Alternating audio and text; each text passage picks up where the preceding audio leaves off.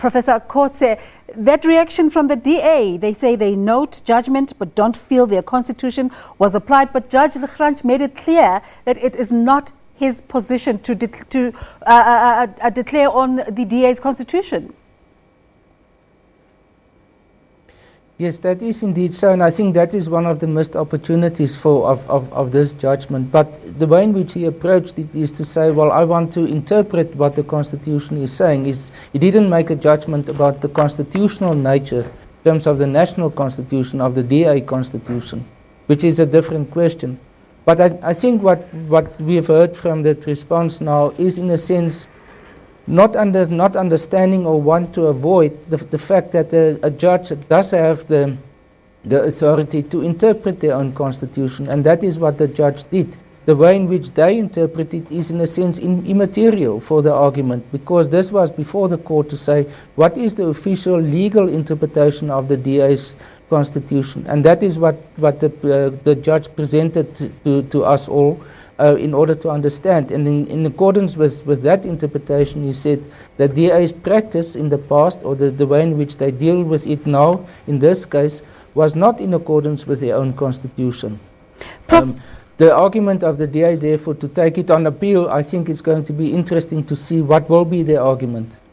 Prof. Natasha Mazzoni insists that Patricia de Lille remains the executive mayor with executive powers. Your thoughts? Well, it sounds a bit like double talk, because if you go back to statements by the DA, they certainly said they want to make her just a ceremonial mayor.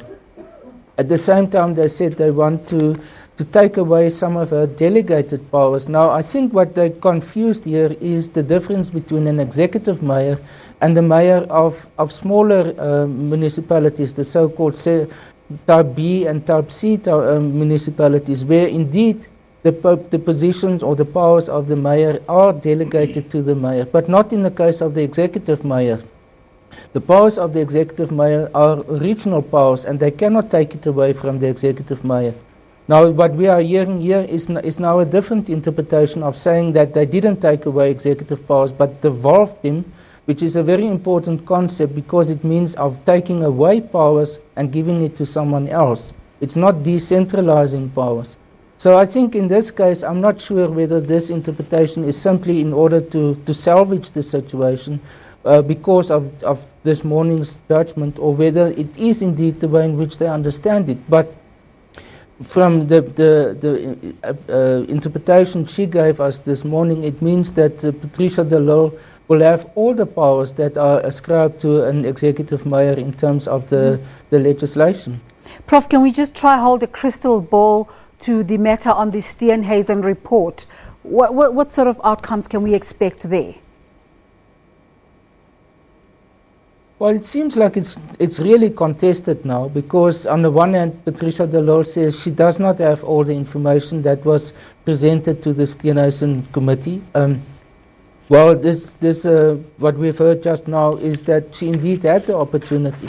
So it's going to become a question, a factual question of what indeed is the correct situation, whether there was open disclosure to Patricia de Lille with respect to all the matters that served in front of the Steenhuisen committee. And it's very difficult for me to say here, because I don't have that inside information of what really happened there. And I think no one really has, and that is why it's been taken to court.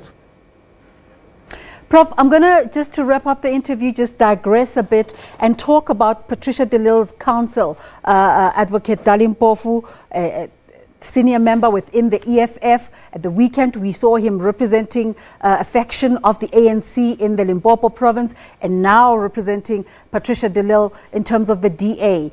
How can our viewers read into this? Is it confusing, or is it just a matter of course in terms of his work? Well, I think one has to interpret this as that it is not about an EFF endorsement of her, or EFF being involved in this. He has accepted commissions to act as an advocate for a very diverse of clients. So I won't read anything into this specifically about an EFF presence or an EFF dimension Patricia de Lille is Brandfort, for example, where she attended a funeral, something different, but not in this case. Things stand, Patricia de Lille remains the executive mayor of Cape Town. Thank you so much for your time, Professor Dirk Kotze, and thanks for your patience. Thank you.